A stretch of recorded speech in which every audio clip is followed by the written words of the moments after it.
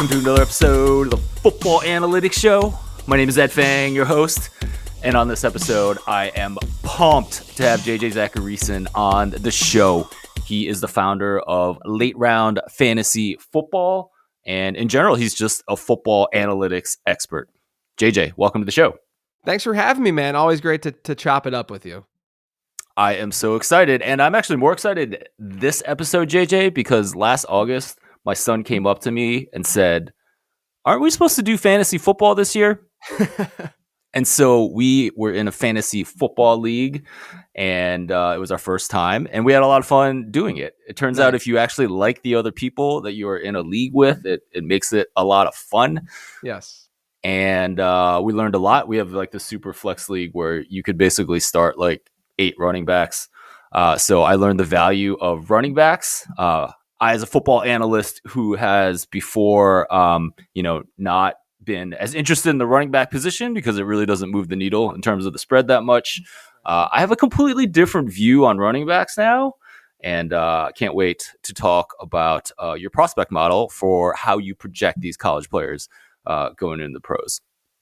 The Football Analytics Show is brought to you by the Power Ranks Sports Betting Newsletter. Looking for some action on any given weekend? This is the free service for you, as 5 Nugget Saturday is my curated list of tips and analytics. This week's will be full of NFL draft data and bets. To sign up for free, go to thepowerrank.com. JJ, would love to ask you more about how you do this seemingly very difficult problem of projecting how college skill players will perform in the NFL. Yeah, so I have a prospect model called the ZAP model. There's been a lot of iterations through the years as, I've learned more about college data and sort of tested more things. There's always more to look at and analyze every offseason. But this iteration of the ZAP model, essentially what it does is it tries to predict the first 3-year output for a player in fantasy football. So running backs and wide receivers and tight ends. Tight end is actually just looking at the max season of those first 3 years. At running back and wide receiver, it looks at what I call B2S, which is best 2 seasons. So it takes the top 2 seasons out of the first 3 of a player's career, averages that together. That's the B2S. That's what this model is really trying to predict and project. It takes a lot of different inputs at running back, wide receiver, and tight end to help make that prediction happen. Obviously, it's going to be different for each position. And honestly, like the best way to think about it is it tells you when to deviate from draft capital, right? So what my job is here, and dynasty fantasy football is a really big game now that folks are playing. It's just getting bigger and bigger. So in dynasty, you're managing a team that you keep year in and year out. And instead of having your typical draft in the summer, you're having your rookie draft every year, right? And so that's what this really is trying to help solve, is the rookie draft problem that people have. And so hypothetically, and I use this analogy in the prospect guide, and you'll like this as a March Madness geek, but if top seeds won, and it's funny that I used it this year in the prospect guide after right. We had 4 1 seeds in the Final Four, but if the top seed always won, even in the earlier rounds, if you're getting a 9-8 and then the 8 always won, and then, and so on and so forth, we would have no need for analytics, and we would have no need for analysis in general, because we knew going into that tournament that top team is going to win. And I see it similarly with, these skill position players and really any position in the NFL. You could just use, instead of seed, think of it as draft capital, right? So if a running back is the first running back off the board, and then the second running back off the board, then the third running back off the board, that's how you could hypothetically formulate your rankings. And now there is really strong correlation, just like there is with seeding, with the better seeds being the better teams. The higher the player is drafted, the better that player is going to be in fantasy football and in real football, right? There's a lot of money and effort going into that selection. But there are some things, we're all human, and teams definitely get things wrong all the time. And so my job is to really say, okay, here's what draft capital is saying. Here's where I would deviate from draft capital. That's what the ZAP model at the end of the day is really trying to solve and show you. That is awesome. JJ, I was reading through the ZAP model this year, and every year you go in and you look at what's predictive and what's not and what matters. And this year you did an interesting thing with running backs. There's actually no rushing metrics in there. Can you Yeah. tell us more about that? Yeah, it sounds crazy. And when I tell people that, they're like, okay, so this model sucks. But no, it's really because of what I'm trying to solve here. Like I said, first and foremost, I'm trying to solve fantasy football. I'm trying to find players who are going to produce a lot of fantasy points. And in fantasy football, pass catching matters a lot, right? Whether you're in a full PPR league where you're getting a point per reception, or even a standard league where you're not getting a point per reception, a target at the running back position is more valuable than a rush attempt is, even in that kind of format. And so now the model uses, it has this metric called breakout score that I use both at wide receiver and at running back. And that breakout score metric is based on receiving yards per team pass attempt. And that then is adjusted for age that's why it's breakout score. It's adjusted for the age of the player and also the strength of schedule that player faced. So that's one of the production metrics that goes in at running back. And then the other production metric at running back is best season reception share. That's not adjusted for anything, but that's simply, the percentage of receptions that a player had within his team during his best season. And so you factor in those production metrics, and then you factor in draft capital and size of the running back. Essentially, the rushing metrics end up just not mattering because a lot of those numbers are going to be captured in things like draft capital or a running back's weight, right? Which is one of the inputs.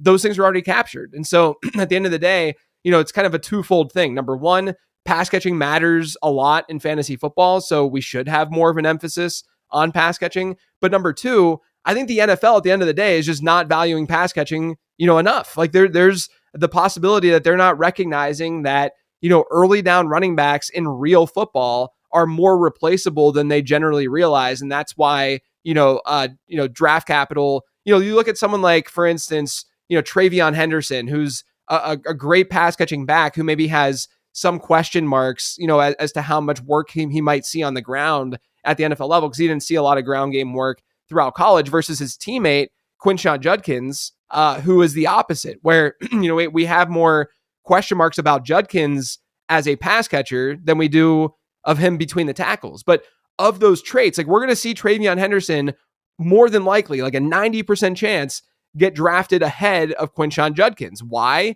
Because pass catching, and it matters more. It's less replaceable at the NFL level than rushing is. I think that's what the model is sort of seeing at the end of the day. I could throw in some more rushing metrics and maybe it would, be more favorable to someone consuming that content. But I'm of the belief that less is more with modeling, and I'm not going to force the issue just to force the issue.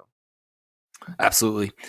When you put these pass catching metrics in there, that's mostly just driving kind of like volume of plays and touches and carries, right? It's not necessarily saying anything about like the efficiency of that running back once Yeah, so he gets everything into that the I league. look at is purely volume based, right? So breakout score again is receiving yards per team pass attempt. That's a volume based metric at the end of the day, because receiving yards as the Right. numerator in that in that fraction is an accumulation thing. And then if you look at reception share, it's the same thing. If you just see a lot of receptions, you're going to have a higher reception share. It doesn't matter how efficient you necessarily are on those receptions. Now, I will say, the two really do balance each other out well. So I'll give you an example. Kenneth Walker, when he came out, I had questions at that time when he came out about how much of a pass catcher he would be at the NFL level, which for the first 2 years of his career was generally the right direction, because he wasn't seeing that much work as a receiver. Last year, he saw more work as a receiver. Now,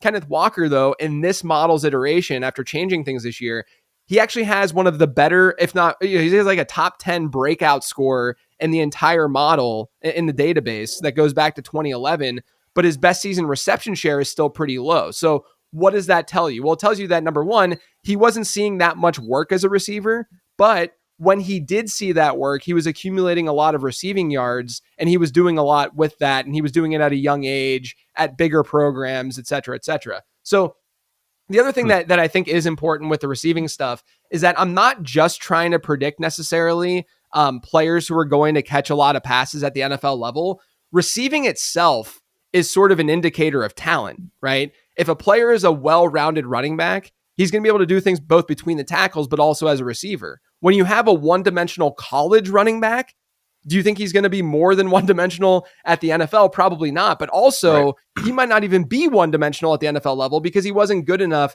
to be multifaceted at the collegiate level. So it's also a talent indicator as well. Like, there is a correlation, obviously, between how good of a pass catcher a player was at the college level to the NFL level.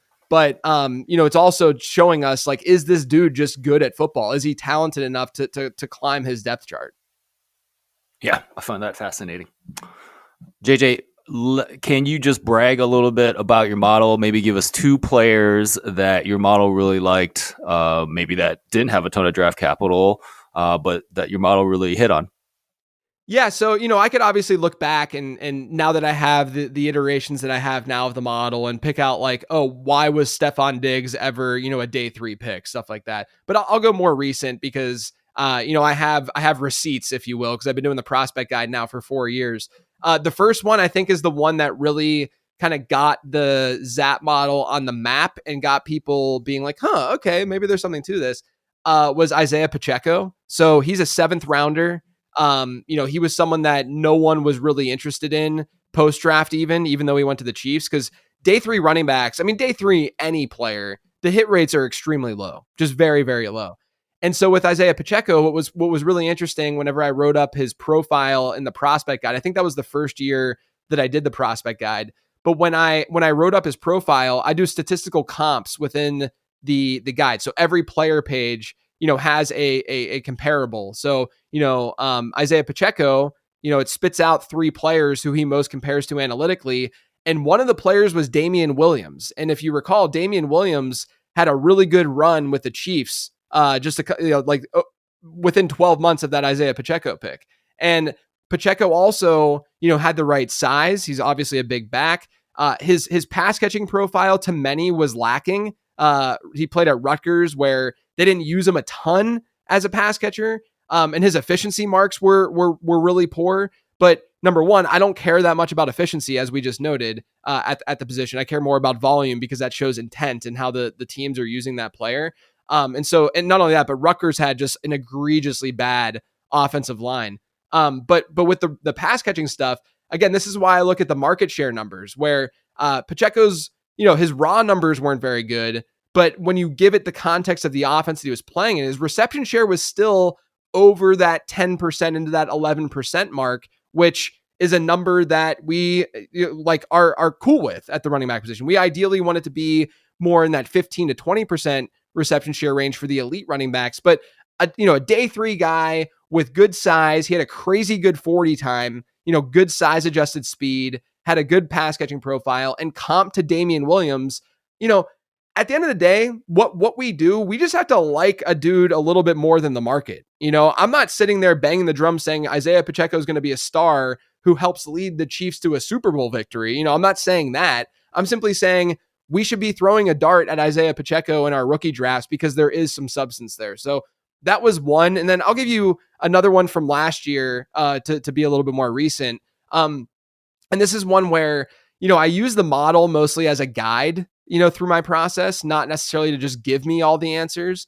And one of the players last year that the model was absolutely in love with, that I kind of had to hold it back a little bit when I did my own rankings, was Brian Thomas. And a reason for that was because if you look at his career at LSU, his first 2 seasons, he didn't do much at all. It was really only his junior year where he really broke out and had like an unbelievable season. But the model, at the end of the day, when it comes to prospecting these guys, peaks are a lot more important than the valleys. So, when a player shows that they have the stuff and that they're very good, and then you get draft capital to back it up, with Brian Thomas last year, that is very predictive at the end of the day of that player being a good NFL player. And so with Brian Thomas last year, I wish I would have listened to the model more and been even more bullish on him in my rankings and such. But he was someone who I then, from like a season long and redraft perspective, which is the type of fantasy that most people play in, in your office league and stuff like that. He was someone that I got he was like my stake last year, my go-to guy. So he was someone that definitely was a big W from the model. Yeah, it's incredible to think that you had Brian Thomas Jr. and Malik Neighbors being thrown Yeah. to by Jaden Daniels. I mean, was that maybe a reason that you didn't like Brian Thomas Jr. more because, like, he did have all these other pieces in the offense? Yeah, it's funny. Like with him playing with Malik Neighbors, it helped his prospect score out because I have a teammate score in there. So a guy like this year, Tet McMillan, who's coming out of Arizona, his best competition in college throughout college was probably Jacob Cowing, who got drafted by San Francisco on day 3 last year. So not like a ton of competition. Now Tet McMillan was amazing from a production standpoint. He was like twice as good from a yardage and such in reception standpoint as any other player in that offense. So he overcame that. Like, I think that he's a good prospect, but someone like Brian Thomas being able to accumulate a really good receiving yards per team pass attempt rate and a good breakout score while also playing with Malik Neighbors, who was a top 6 pick or whatever in last year's draft. That is telling that that player is probably talented. So he does get a bump and a boost in the model for that. It doesn't factor in quarterback play. I would do that more subjectively. But the reason that I was just worried, I don't really like approach prospecting by saying I'm going to absolutely target this guy or I'm going to absolutely fade this guy. It's more so looking and saying, okay, I like the model likes Brian Thomas, but I do recognize that there's probably a wider range of outcomes for that player than what the model is saying right now. And we'll get to a wide receiver this year who's in the same boat, but with Brian Thomas, he only had one good year of production, and that's scary. You want more consistency from a prospect, but again, at the end of the day, the model was right. It called him actually a low risk player because it liked him that much. And I should have listened to it better last year. Before we move on to this year's draft, give me one player that your model really liked and that was kind of a failure. Yeah, I can go in the opposite direction of a player who the model the model didn't like and that ended up working out, and that was Bucky Irving last year.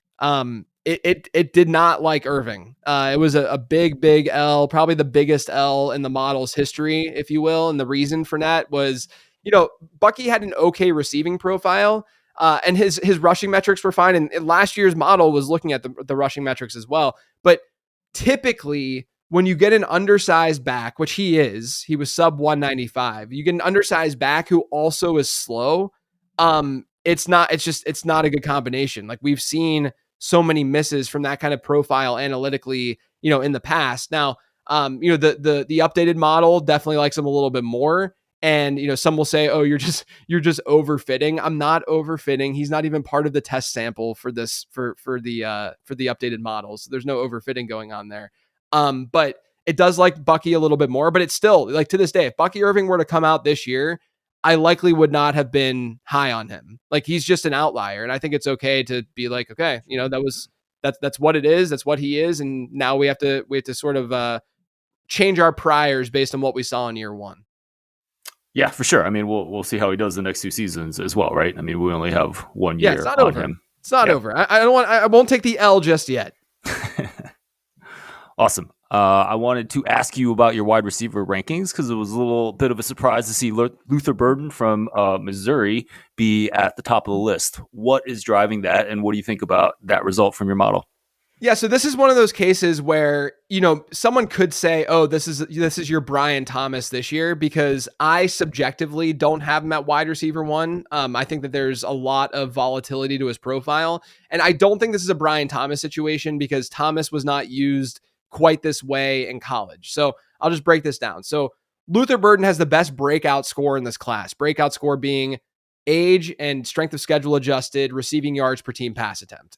His breakout score, I convert that number into on a scale of 0 to 100. His breakout score is 96.3. Again, the highest in this year's class. And that's all based on what he did his sophomore season. Again, the peaks are more important than the valleys. And of all wide receivers in this class, and I'll even include Travis Hunter in this, who won the Heisman last year, of all wide receivers in this class, from strictly an age-adjusted production standpoint, Luther Burden's sophomore year is the single best season of any wide receiver in this class. It was an unbelievable season. He had a 3.21 receiving yards per team pass attempt rate, which only the elite wide receivers generally will get to, at least like guys who are playing in the SEC and stuff, will get to a receiving yards per team pass attempt rate over 3. we're going to see it from smaller school guys because their competition isn't that difficult. But the fact that he did that and got to 3.21 as a sophomore, and then on top of that, when you adjust for strength of opponent,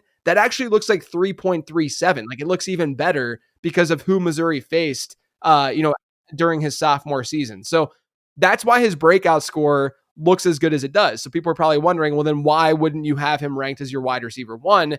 Breakout score alone is almost just as predictive for fantasy success as draft capital is. Like, it can pinpoint guys pretty well. But the reason why I subjectively kind of bump him down is because of how he was used.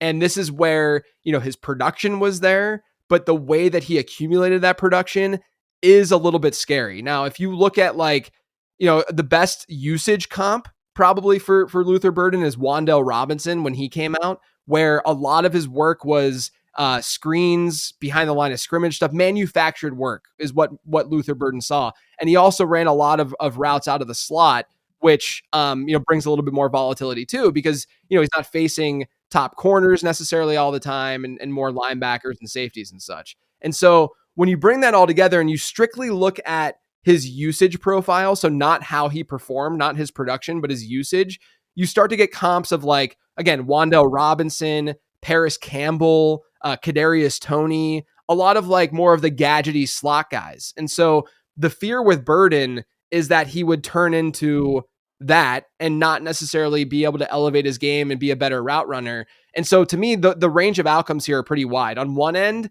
I think he comps pretty well to like a Brandon Ayuk type, where he's really good after the catch. And if you recall, anyone who's really into the draft, like when Brandon Ayuk came out, he had a lot of question marks about his route running and about how he would sort of be deployed at the NFL level too. And, he was someone who was just good with the ball in his hands and stuff, but he developed, and he even was in the doghouse with Kyle Shanahan his second season in the league, and to get better as a wide receiver. And now he's one of the better route runners in football. And so things could go very favorably for Luther Burden, but there is this downside of what if a team still does view him more as a gadgety player? That's not good for both the NFL, like real football, or fantasy football.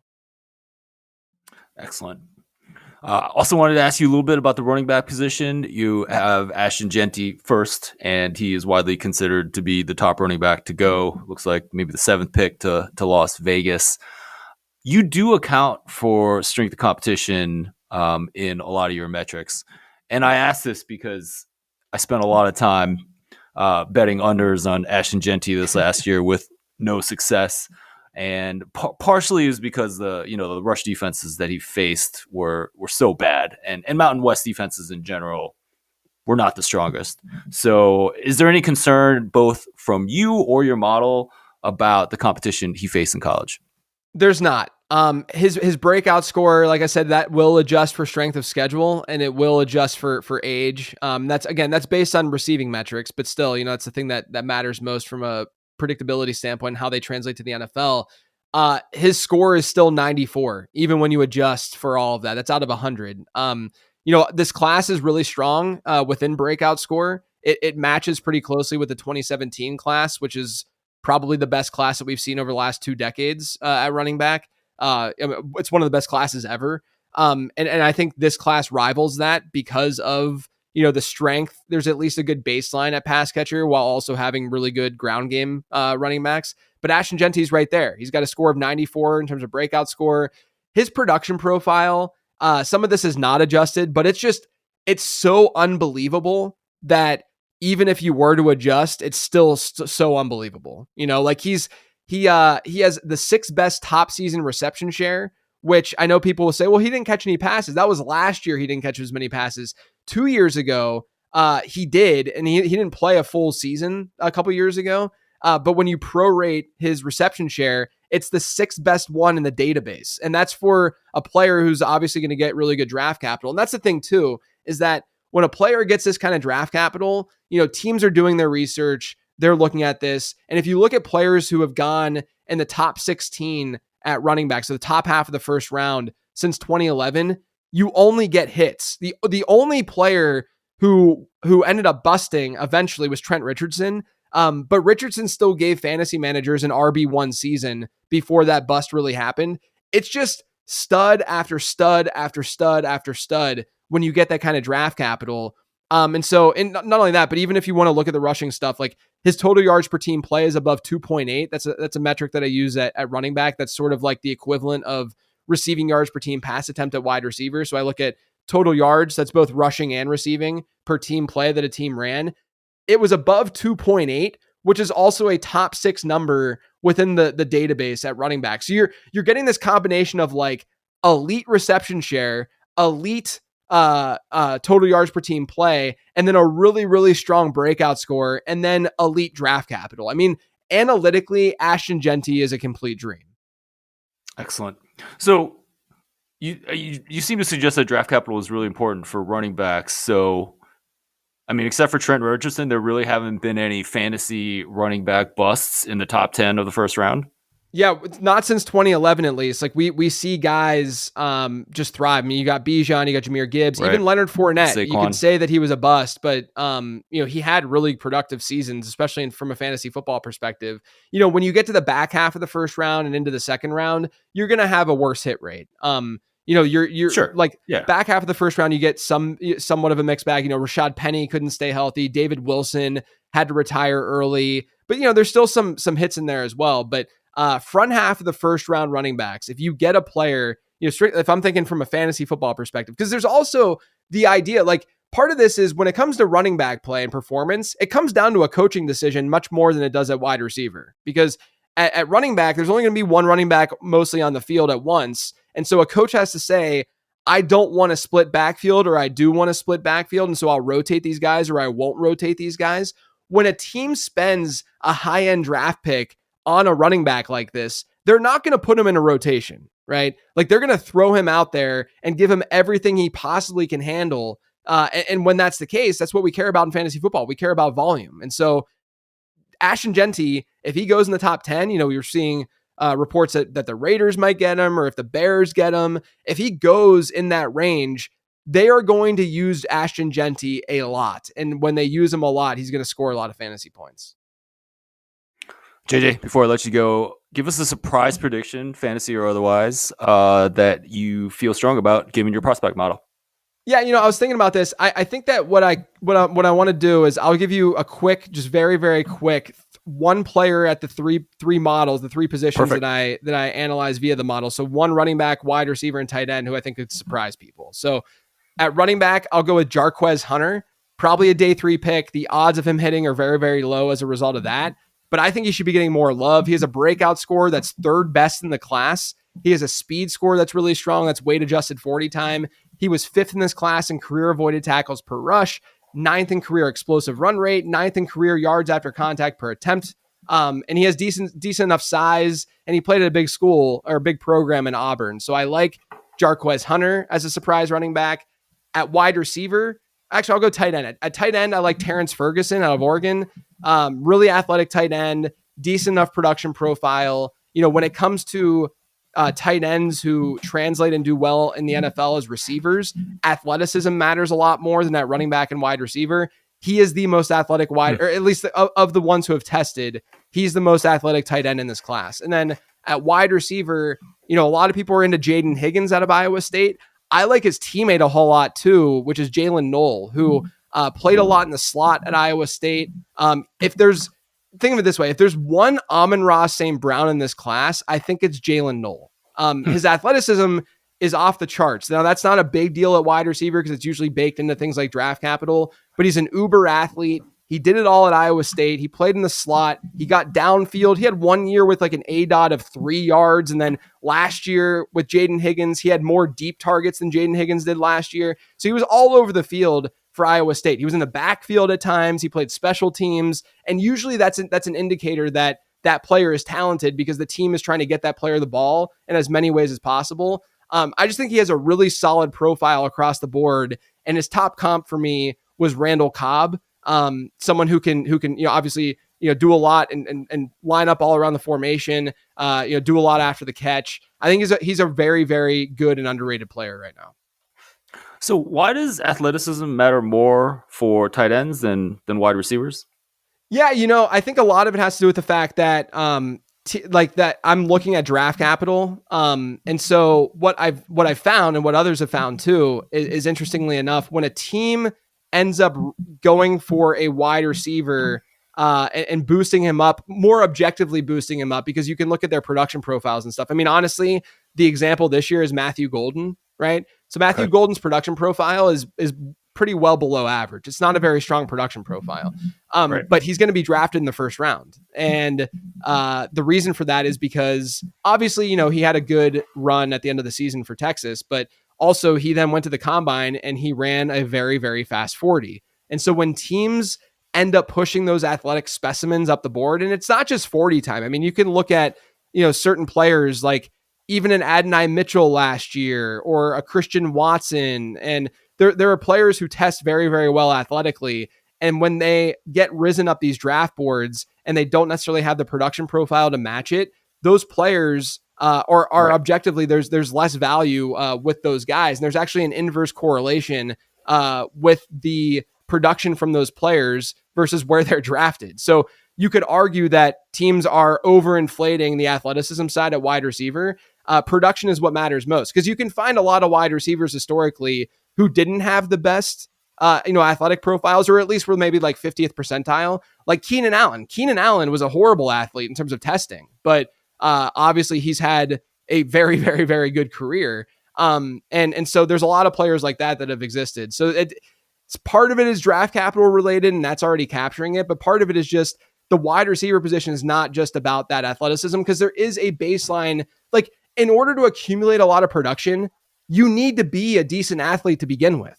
You're not going to find a player every once in a while. You get someone like David Bell, who came out of Purdue a few years ago, who tested like a 15th percentile athlete, but he had a really great age-adjusted production profile. And he ended up getting third round draft capital. And every once in a while, you'll get a player like that. But even like Devontae Adams, he didn't test as a good athlete. But when you can separate and move in different ways that aren't going to be captured via that athletic testing, and you can accumulate production that way, that's going to be way more important than what that combine shows. Now at tight end, I think the reason why it matters more at the tight end position is because there's not as much nuance to that position when it comes to receiving, right? Like, wide receivers need to find really creative ways to get open, whereas tight ends are usually using their brute force in order to get open down the seam, or to do their thing. And then the other thing with that too is that with tight end, there's a larger dichotomy and a larger range of the type of tight end that you get. At wide receiver, yes, wide receivers all play different positions. Like, you'll get a slot guy like Jalen Knoll is completely different than Jaden Higgins on the same team, right? And out of Iowa State.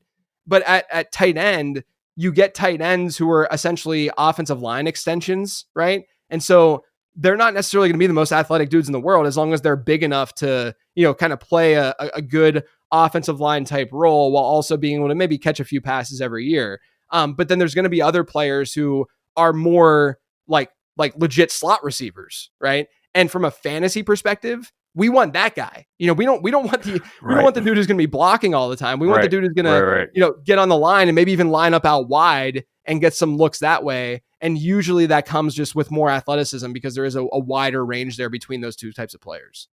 That's fascinating. Would you say that it's true? Well, it's certainly true that the NFL overvalues speed and athleticism at the wide receiver position. Mm-hmm.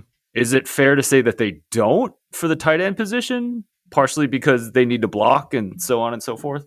Yeah, I think that it's just that, it's just the fact that like there is such a difference in in the team need, at tight end. Like, they might be drafting a guy that they just see as like a really, really solid blocker who might be just okay as a receiver. And that's why they're going after that player. Whereas there's going to be some tight ends who are just very, very good receivers and they're not much of a blocker. But sometimes those very, very good receivers are the ones that we care about most in fantasy football. Like Travis Kelce hasn't necessarily been the most plus blocker throughout his career, but he has been an absolute machine in fantasy football because he's such a good receiver. So it really comes down to just like, draft capital is something that a team is a team is spending this pick on this player because they have a role for that player. And sometimes that role is just not going to be fantasy friendly. Did Brock Bowers test off the charts in athleticism? last He year. actually didn't test last year. So that's one thing, whenever I get instances like that in the model, because it's the same thing at running back. So wide receiver gets no athletic measurables at all in the model, right? At tight end and at running back, I use speed score. And speed score is a metric that Bill Barnwell made, like, honestly, must have been like 15 years ago. But it gives you a scale to show, like, 100 is usually like a decent speed score at running back. There's a pretty average speed score at tight end. And he's, scaled it that way, but it's weight adjusted 40 time, right?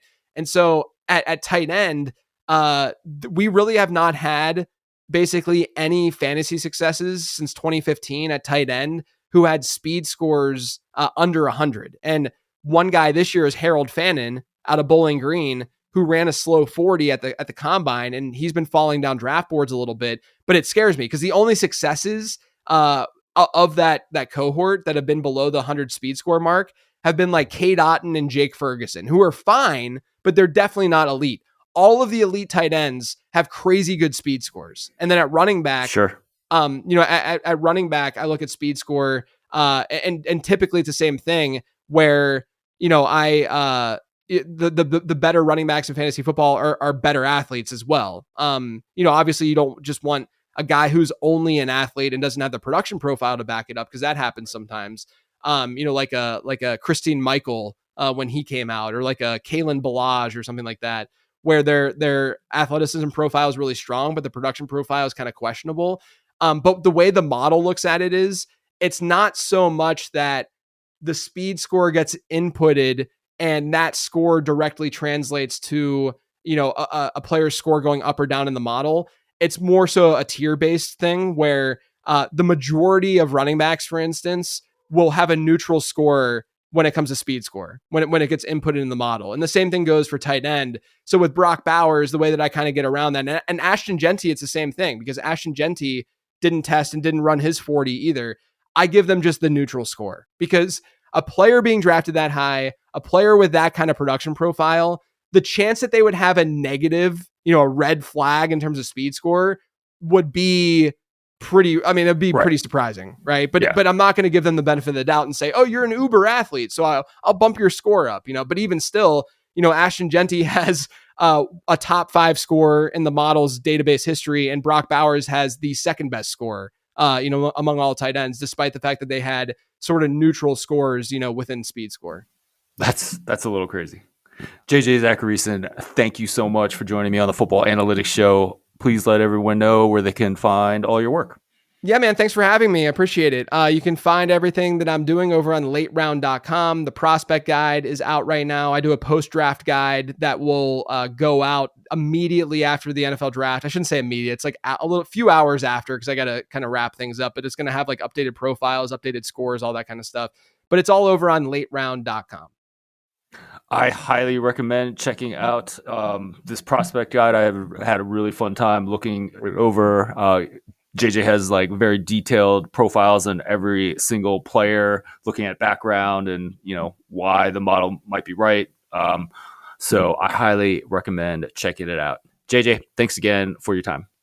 Thanks, man. Appreciate it. You've been listening to the Football Analytics Show. My name is Ed Fang, your host. Just a reminder, you can grab my free sports betting email newsletter. Check that out at thepowerrank.com. I will be coming back at you next week with some NFL draft stuff, and I will talk to you then. Thanks again for listening.